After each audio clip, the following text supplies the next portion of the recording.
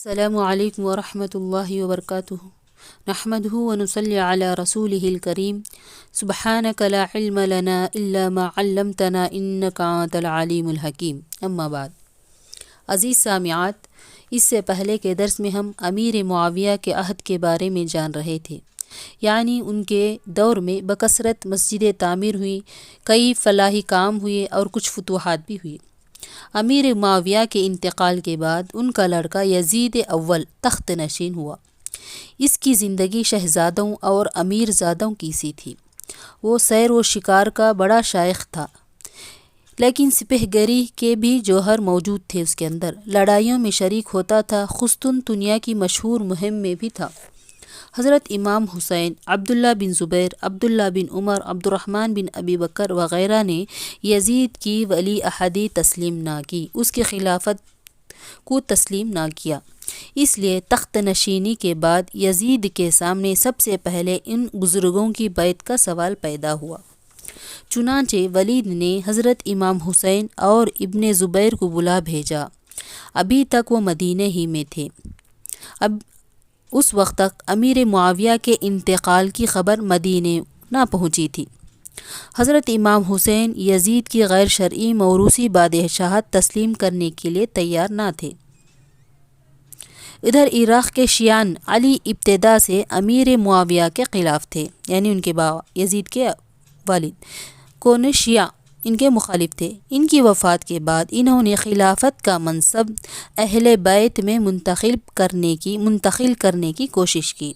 حضرت امام حسین کے مکہ پہنچنے کے بعد آپ کے پاس بلاوے کے لیے کئی خطوط لکھے شیعوں نے کوفہ چلنے کی درخواست کی۔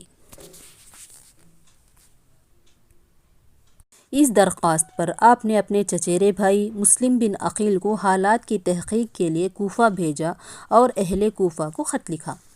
تمہارے خطوط ملے، تمہاری خواہش بھی معلوم ہوئی، میں اپنے بھائی عقیل کو آپ کے پاس بھیج رہا ہوں۔ مسلم بن عقیل وہاں کے حالات دیکھ کر مجھے اطلاع دیں گے تو میں فوراً روانہ ہو جاؤں گا آپ کے پاس۔ مسلم نے حضرت امام حسین کو کوفہ کے حالات کی اطلاع بھیجی خط کے ذریعے، اور آپ کو بلا بھیجا تھا۔ اس اطلاع پر آپ نے روانگی کی تیاریاں شروع کر دیں۔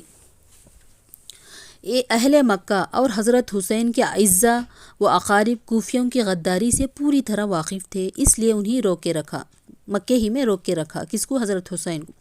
دوسرے دن حضرت ابن عباس نے بھی سمجھایا، عراقی غدار ہیں، مکے ہی میں رہو، آپ کے لیے بہتر ہے۔ حضرت حسین نے فرمایا، مجھے معلوم ہے کہ آپ میرے سچے خیر خواہ ہیں، لیکن اب میں پختہ ارادہ کر چکا ہوں۔ حضرت عباس نے فرمایا، اگر نہیں مانتے تو نہ مانو، کم از کم اپنے اہل و عیال کو ساتھ نہ لے جاؤ۔ مجھے ڈر ہے کہ عثمان رضی اللہ تعالیٰ عنہ کی طرح تم بھی بال بچوں کے سامنے ذبح کیے جاؤ گے۔ راستے میں معلوم ہوا کہ ایک مسافر سے کہ مسلم بن عقیل کو قتل کر دیا گیا ہے۔ شیعوں نے قتل کر دیا۔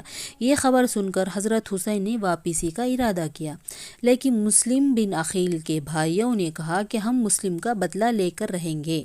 آگے چل کر ابن زیاد نے حضرت امام حسین کو گھیر کر لانے کے لیے بھیجا۔ ابن زیاد کون؟ یہ بھی شیعوں کا ایک آدمی۔ جب گھیرنے لگے تو آپ نے فرمایا، میں خود سے نہیں آیا ہوں، بلکہ تم لوگوں کے خطوط اور آدمی آئے تھے کہ ہمارا کوئی امام نہیں ہے، آپ اگر ہماری رہنمائی کیجیے۔ اگر تم لوگ اس بیان پر قائم ہو تو میں تمہارے ساتھ چلوں گا، ورنہ یہیں سے لوٹ جاؤں گا۔ اس نے کہا کہ ہم کو اس سے بحث نہیں، ہمیں تو یہ حکم ملا ہے کہ آپ جہاں مل جائیں آپ کو لے جا کر ابن زیاد کے پاس پہنچا دے۔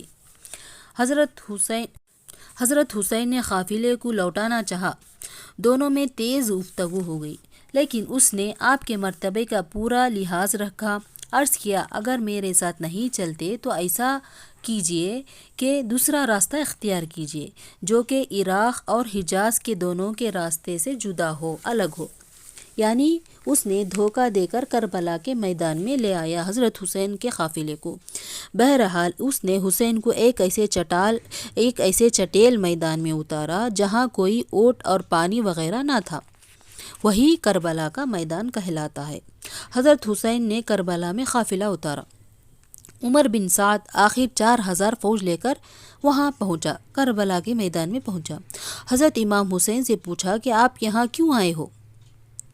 آپ نے جواب دیا، میں کوفیوں کے بلاوے پر آیا ہوں، اب واپس جانے کے لیے تیار ہوں۔ تو اس کے بعد گفتگو کے بعد دونوں میں جنگ شروع ہو گئی۔ حضرت حسن کے صاحبزادے قاسم ابو بکر میدان میں آئے اور شہید ہو گئے۔ ان کے بعد حضرت امام حسین نکلے، آپ کے سامنے آپ کے بھائی عباس، عبداللہ، جعفر اور عثمان چاروں نے شہادت حاصل کی۔ اب حضرت حسین نڈھال ہو چکے تھے، پانی الگ نہ تھا، پیاس کا غلبہ تھا، کسی نے تیر چلایا اور آپ زخمی کھا کر گر پڑے۔ آپ کے گرنے کے بعد سنان بن انس نے سر اقدس تن سے جدا کر دیا۔ اللہ اکبر۔ یہ حادثہ عظمی 10 محرم 60 ہجری میں پیش آیا۔ حضرت حسین کا جسد مبارک بغیر سر کے دفن کیا گیا۔ اللہ سر ابن زیاد کے ملاحظے کے لیے کوفہ بھیج دیا گیا۔ یہ حادثہ عظمی یزید وقت کے خلیفہ کی لاعلمی میں اور بغیر اس کے حکم کے پیش آیا تھا۔ یہ حادثہ عظمی یزید جو خلیفہ تھا اس کی لاعلمی میں اور بغیر اس کے حکم کے پیش آیا تھا، کیونکہ اس نے صرف بیعت لینے کا حکم دیا تھا، لڑنے کی اجازت نہ دی تھی۔ اس لیے جب اس کو اس حادثے کی اطلاع دی گئی تو اس کے آنسو نکل آئے اور اس نے کہا، اگر تم لوگ حسین کو قتل نہ کرتے تو میں تم سے زیادہ خوش ہوتا، اور کہا، ابن زیاد پر اللہ کی لعنت ہو، تو اس نے رسول اللہ صلی اللہ علیہ وسلم کے پھول کو قتل کر دیا ہے۔ اگر میں وہاں موجود ہوتا تو ایسا نہ ہونے دیتا۔ آج مسلمان غلط فہمی میں یزید کو گالیاں دیتے ہیں، مگر ایسا کرنا غلط ہے۔ بہرحال یزید کے عہد خلافت میں حسین کے خون بے گناہی کی پامالی اور اس کے علاوہ کئی فتوحات حاصل ہوئیں۔ بہرحال یزید کی موت کے بعد 64 ہجری میں یزید کا نوجوان لڑکا معاویہ تخت نشین ہوا۔ اس وقت اس کی عمر کل 21 سال کی تھی، لیکن بڑا دیندار اور صالح شخص تھا۔ یزید کے زمانے میں جو حوادث اور واقعات پیش آئے انہیں دیکھ کر معاویہ کا دل سلطنت و حکومت سے پھر گیا تھا، اس لیے 3 مہینے کے بعد وہ خلافت سے دستبردار ہو گیا اور مسلمانوں کے سامنے تقریر کی، مجھ میں حکومت کا بار اٹھانے کی طاقت نہیں رہی۔ میں نے چاہا تھا کہ ابو بکر رضی اللہ تعالیٰ عنہ کی طرح کسی کو اپنا جانشین بنا دوں، یا عمر رضی اللہ تعالیٰ عنہ کی طرح 6 آدمیوں کو نامزد کر کے ان میں سے کسی ایک کا انتخاب شورا پر چھوڑ دوں، لیکن نہ عمر جیسا کوئی آدمی نظر آ رہا ہے، نہ ویسے 6 آدمی مجھ کو ملے، اس لیے میں اس منصب سے دستبردار ہونا چاہتا ہوں۔ تم لوگ جسے چاہو اپنا خلیفہ بنا لو۔ حکومت کی دستبرداری کے بعد معاویہ چند ہی مہینوں کے بعد انتقال کر گئے۔ حضرت امام حسن کے بعد دستبرداری کی یہ دوسری مثال تھی۔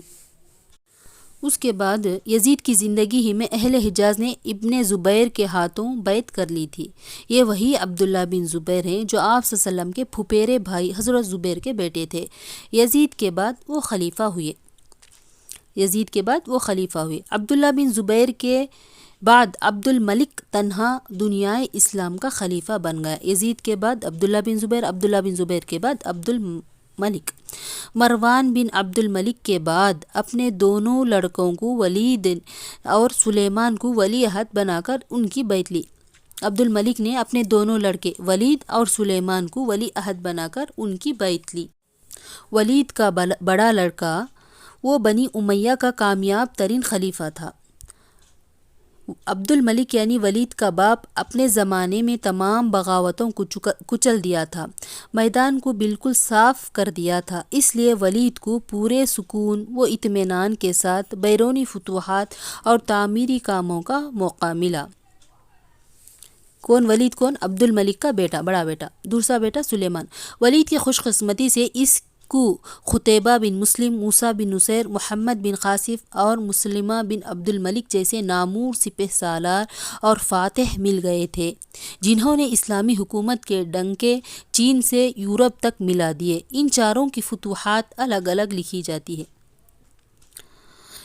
80 پر 6 میں قتیبہ مسلم خراسان کے والی مقرر ہوئے۔ ترکستان کے ایک حصے پر اگرچہ بہت پہلے مسلمانوں کا تسلط قائم ہو چکا تھا اور یہاں چھوٹے چھوٹے حکمران باج گزار بن گئے تھے، لیکن وقتاً فوقتاً وہ باغی ہوتے جا رہے تھے۔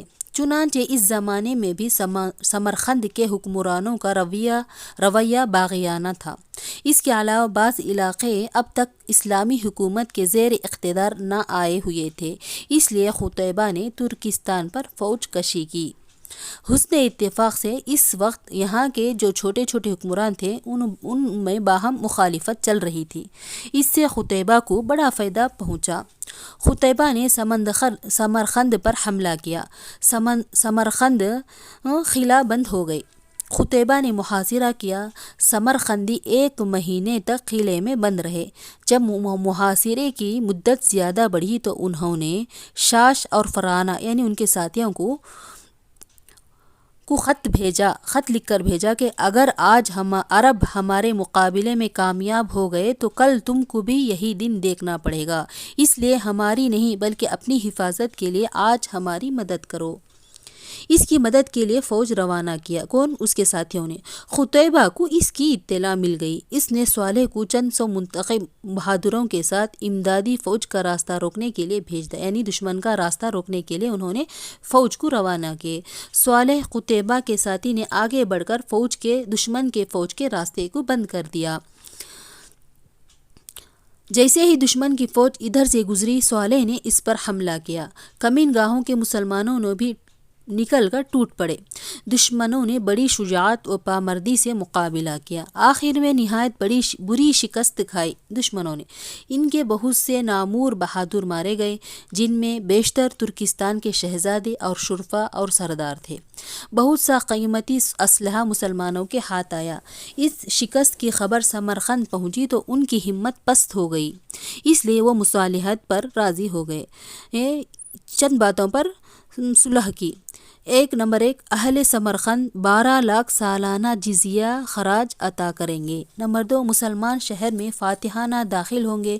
ان کے داخلے کے وقت کوئی فوجی مسلح شہر خالی کر دے گا، ان کے داخلے کے وقت کوئی فوج نہیں رہے گی۔ نمبر 3، مسلمان یہاں مسجدیں بنا کر نمازیں پڑھیں گے اور خطبہ دیں گے۔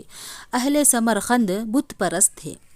ان کے بعض دیوتا ایسے بھی تھے جن کو ہاتھ لگانے والے ہلاک ہو جاتے تھے۔ ان کے اس وہم کو دور کرنے کے لیے قتیبہ نے ان بتوں کو نظر آتش کر دیا، یعنی جلا دیا۔ جب ان سے مسلمانوں کو کوئی نقصان نہ پہنچا تو بہت سے لوگ ان کے ہاتھ پر، یعنی قتیبہ جو سپہ سالار تھے، ان کے ہاتھ پر مشرف با اسلام ہو گئے اور قتیبہ نے سمرقند میں مسلمانوں کی آبادی بسائی۔ وآخر الدعوانا الحمد للہ رب العالمین۔ السلام علیکم ورحمۃ اللہ وبرکاتہ۔